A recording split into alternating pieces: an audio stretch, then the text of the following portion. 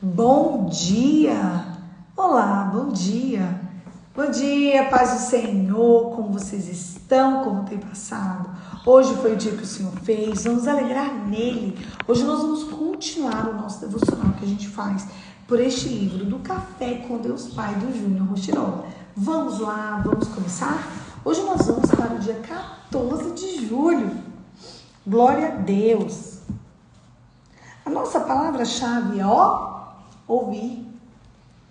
E a nossa leitura está lá em Atos, capítulo 23. Eu lembro que a gente leu Atos 22 ontem, e eu deixei um pedacinho do 22 ontem, porque ele fazia parte do 23, na verdade, não do 22, tá bom? Vamos lá, vamos começar?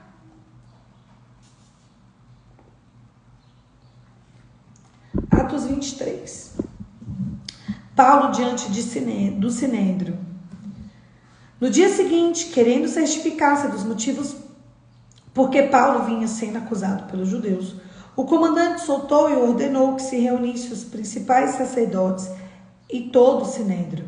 E mandando trazer Paulo, apresentou diante deles.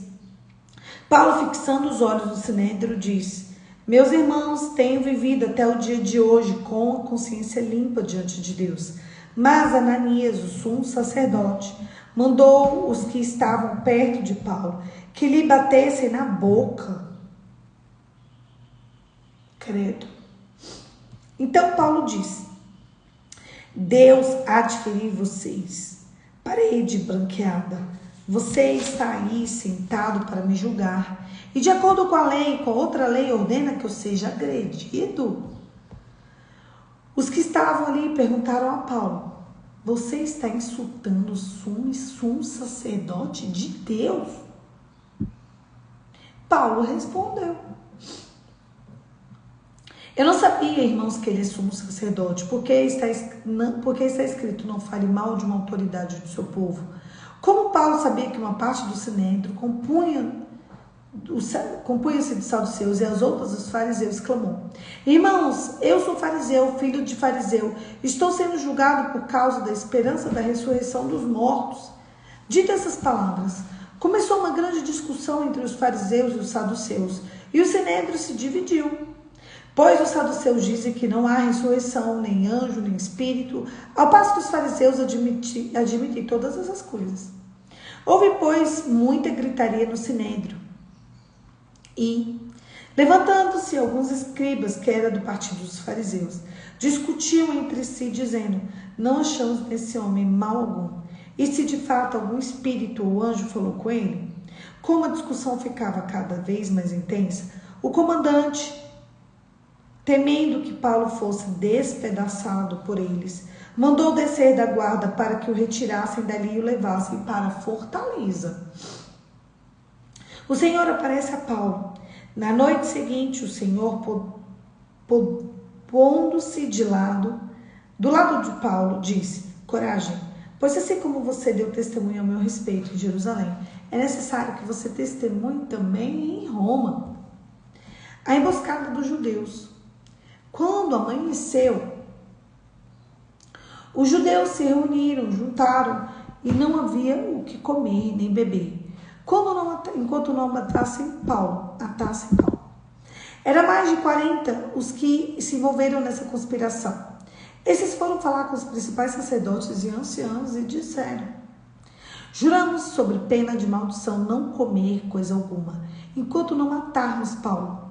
Por isso, agora, juntamente com o sinédrio, mandem um recado ao comandante para que ele apresente a vocês, sob pretexto de que desejam investir mais acuradamente o caso dele. E nós, antes que ele chegue, estaremos prontos para matá-lo. Mas o filho da irmã de Paulo, tendo ouvido a respeito da trama, foi e entrou na fortaleza e contou tudo a Paulo. Então este, chamando do centurião, disse: Leve este rapaz ao comandante, porque tem algo a dizer. O centurião levou o rapaz ao comandante e disse: Prisioneiro Paulo me chamou e pediu que eu trouxesse à sua presença esse rapaz, pois tem algo a dizer ao Senhor. O comandante pegou o rapaz pela mão, levando-o para um lado, perguntou-lhe: O que você tem para me dizer? Ele respondeu: os judeus decidiram pedir ao Senhor que amanhã apresente Paulo no Sinédrio, sob o pretexto de que desejam fazer uma investigação mais acurada a respeito dele.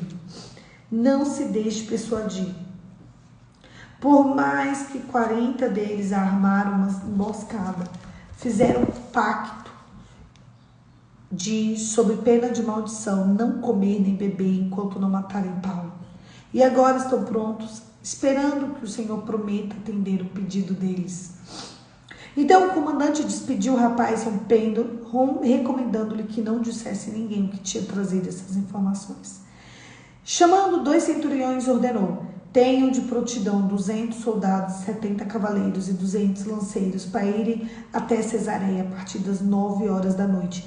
Preparem também animais para fazer Paulo montar e levem-no como segurança ao governador Félix. A carta de Cláudio ao Félix. O comandante escreveu uma carta nesses termos: Cláudio Lísia, ao excelentíssimo governador Félix, saudações. Este homem foi preso pelos judeus e estava prestes a ser morto por eles.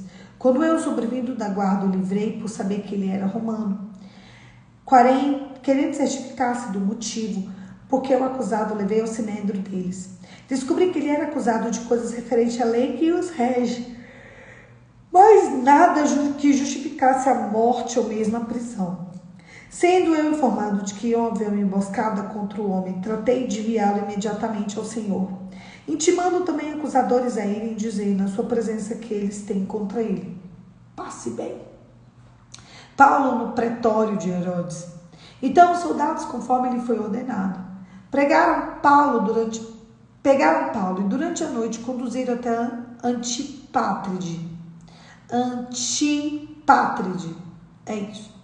No dia seguinte, voltaram à fortaleza, tendo deixado os cavaleiros carregados a seguir viagem com ele. Quando estes chegaram a Cesareia, entregaram a carta ao governador e também lhe apresentaram Paulo. Lídia, a carta do governador, perguntou da província de Paulo, que província de Paulo era, e quando soube que era da Cilícia, disse: ouvirei quando chegarem os seus acusadores, e mandou que ficasse preso no pretório de Herodes. Eita, agora Paulo tá crencado. Vamos lá? Café com Deus Pai. Dia 14 de julho, ele está falando.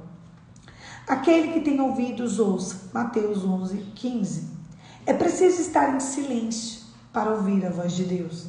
O ser humano é naturalmente ávido por atenção e aceitação. Por isso que a maioria das vezes gostamos mais de falar do que de ouvir. Quando estamos em silêncio, ouvimos melhor as pessoas ao nosso redor e prestamos mais atenção nos momentos importantes. Percebo que temos mais a aprender ouvindo do que falando. Na vida com Deus não é diferente. Para que possamos entender os seus apontamentos, precisamos ouvi-lo. O Espírito Santo fala conosco de diferentes maneiras, como em nosso tempo de oração, em nosso momento devocional por meio de pessoas no dia a dia. Por isso, esteja atento para perceber que ele está dizendo. Não é um pouco frustrante quando você fala com alguém, mas percebe que essa pessoa não está prestando atenção? Será que tem sido assim entre Deus e você? Ele está falando o tempo todo, mas é necessário perceber e dar atenção aos seus direcionamentos. No versículo que lemos, Jesus adverte que estão ao seu redor a prestarem atenção ao que ele dizia. Jesus faz isso de diversas vezes no Evangelho, para que as pessoas se voltem para os seus ensinamentos, conferindo ênfase e chamando a atenção para algo importante. Creio que deixamos de receber grandes orientações do Espírito Santo por desviarmos a nossa atenção em momentos fundamentais. Permita que as orientações divinas entrem em seu coração e produzam mudanças. Não permita que a voz da distração roube grandes tesouros que Deus Pai tem para você.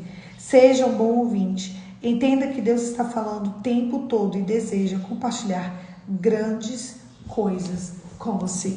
Você acredita de verdade, de coração, assim, entre você e você mesmo, que Deus, ele quer compartilhar grandes coisas com você?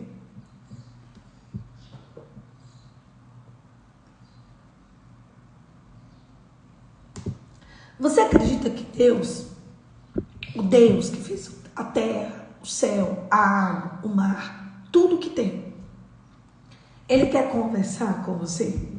Ele te colocou aqui na terra para que Ele pudesse desfrutar da tua presença na terra? Ou você acha que não? Você acha que Deus é um Deus distante? Deus é um Deus que tem você como filho preterido? Que Deus simplesmente prefere mais um do que o outro? Você sabe qual a distância entre você e Deus? É a distância do teu ego. É a distância em que você não se submete à vontade dele. Porque se você ler as escrituras, você vai ver que Deus é Deus de perto e não Deus de longe. Você vai ver que Deus, Ele, o tempo todo, tudo que Deus fez foi para que Ele se encontrasse com a humanidade de um jeito único, exclusivo e individual. A questão é se eu e você, de fato, estamos decididos a ouvir Deus, viver em Deus e ser de Deus. Porque viver Deus, ouvir Deus, vai implicar necessariamente denunciar, renunciar e abrir mão de tudo que amamos no mundo. Coisas que hoje talvez sejam super importantes para você. Não, isso aqui eu não abro mão. Não, isso aqui eu não abro mão. Deus, Ele tem permissão para tocar? A questão é que a gente quer Deus, mas a gente quer Deus do nosso jeito. A gente quer Deus da nossa maneira. A gente quer manipular tanta situação que a gente quer manipular até Deus. Sabia? Qual que é a verdade, gente? A verdade é essa. Talvez você queira manipular até Deus. Eu vou te dizer uma coisa, meu filho. Deus não é manipulável. O dia que você aprender a se render, o dia que você aprender a se entregar, você vai conhecer um Deus de perto e não um Deus de longe. Aí sim, você vai aprender a ouvi-lo. Bem, feche seus olhos e vamos orar, Pai, em nome de Jesus. Ó Espírito Santo, nós queremos ouvir o Senhor. Nós queremos um Deus de perto, um Deus que nos ama incondicionalmente. Nos prepara, Senhor, por esse realinhamento entre nós e o Deus Pai. Em nome de Jesus. Amém. Amém? Deus vai realinhar as suas expectativas. Deus vai realinhar as tuas emoções. E Deus vai realinhar a sua trajetória. Em nome de Jesus. Um beijo, querido. Deus te abençoe. E até amanhã. Amanhã, às 5h45, eu tô aqui pra gente continuar o nosso devocional. Que Ele é meu, Ele é seu, Ele é nosso, mas Ele é principalmente de Jesus. E é por causa de Cristo que eu e você estamos aqui todos os dias. Um beijo. Deus te abençoe. E até amanhã, se Deus quiser.